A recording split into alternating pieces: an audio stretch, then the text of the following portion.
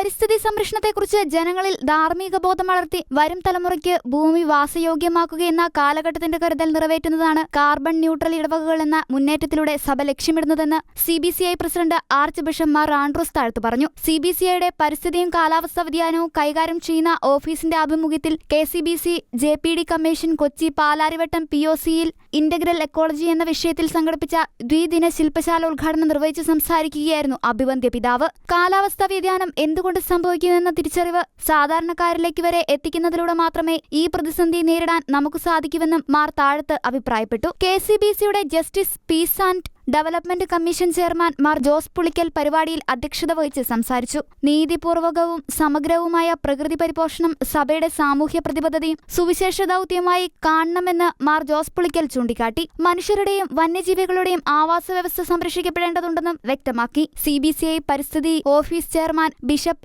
Alvin D'Silva മുഖ്യപ്രഭാഷണം നടത്തി. CBCI പരിസ്ഥിതി commission vice chairman Mar Thomas Tharayil, Kerala social service forum director father Jacob Mavunkal, KCBC deputy secretary father Jacob Palakkappilly, father George Vettikattil, doctor VR Haridas എന്നിവരും സംസാരിച്ചു. നമ്മുടെ പൊതുഭവനമായ ഭൂമിക്ക് സംരക്ഷണമൊരുക്കുക എന്ന പരിശുദ്ധ പിതാവ് ഫ്രാൻസിസ് പാപ്പയുടെ ആഹ്വാനത്തോട് ആഗോള സഭയും ലോകരാഷ്ട്രങ്ങളും എടുത്തിട്ടുള്ള അനുകൂല നിലപാടിനോട് ചേർന്ന് രൂപതകളെയും ഇടവകകളെയും സ്ഥാപനങ്ങളെയും കൃത്യമായ ഹരിതചട്ടം പാലിക്കാൻ പ്രാപ്തമാക്കുന്നതിനായുള്ള കർമ്മ പദ്ധതി ശില്പശാലയിൽ രൂപീകരിച്ചു. കേരള കത്തോലിക്ക സഭയുടെ 32 രൂപതകളിൽ നിന്നും വിദഗ്ധർ സംബന്ധിക്കുന്ന ശില്പശാലയിൽ പ്രകൃതി വിഭവ പരിപോഷണത്തെ ആസ്പദമാക്കി വിദഗ്ധരുടെ ക്ലാസുകൾ, ചർച്ചകൾ, മാതൃകാ പഠനങ്ങൾ, പദ്ധതി ആസൂത്രണം എന്നിവയും നടന്നു. ഇന്ത്യയിലെ ആദ്യത്തെ നെറ്റ് സീറോ ഇടവകയായ പാലക്കാട് ജില്ലയിലെ വണ്ടാഴി പഞ്ചായത്ത് പൊൻകണ്ടം ഇടവകയിലെ വിദഗ്ധർ പരിശീലനത്തിന് നേതൃത്വം നൽകി. ഷെക്കേന ന്യൂസ്, കൊച്ചി.